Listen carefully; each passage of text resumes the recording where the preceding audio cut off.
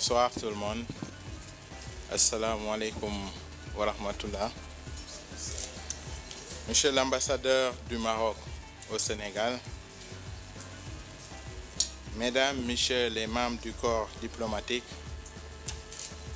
honorables députés, distingués invités, Mesdames et Messieurs, je vais quand même vous avouer que lorsque Michel Lhomme est venu me voir pour m'inviter à cette cérémonie-là, je ne m'attendais pas à avoir une si grande audience. Donc vraiment, merci et félicitations, Michel Lhomme, pour cette invitation. Donc c'est avec une immense joie et une grande fierté que je me joins à vous pour cet événement placé sous le thème Dimanche Chab, amis pour toujours. Le thème choisi par Global Match Solutions, à qui j'adresse mes vives félicitations. Vous savez, lorsque vous m'avez parlé de l'événement, j'ai dit, écoutez, je ne sais pas si je serai au Sénégal, mais a priori, je ferai tout pour être là.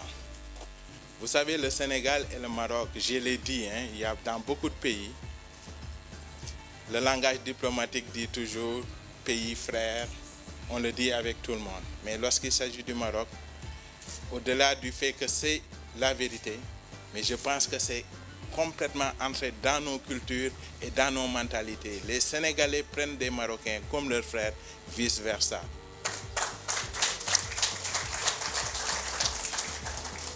J'en veux pour preuve.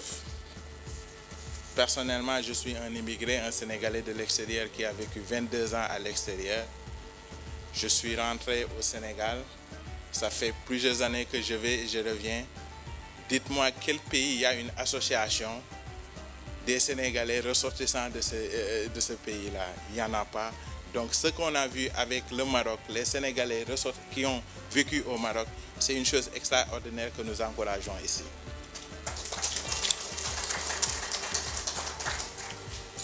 La relation entre le Sénégal et le Maroc, comme vous l'avez dit tout à l'heure, monsieur l'ambassadeur, c'est au-delà des aspects économiques, c'est des relations fraternelles. Nous sommes un pays frère. Et cette année, lorsque nous avons pris le pouvoir l'année dernière, ce sera bientôt un an, vous avez vu que notre ministère, qui était jadis ministère des Affaires étrangères, est devenu ministère de l'intégration africaine, des Affaires étrangères. Ça montre à quel point nous tenons à l'intégration africaine.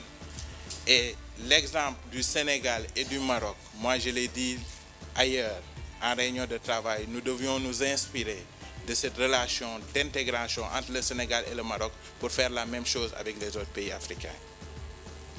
Parce que si vous allez au Maroc, moi je suis allé là-bas cette année, il n'y a pas l'année dernière,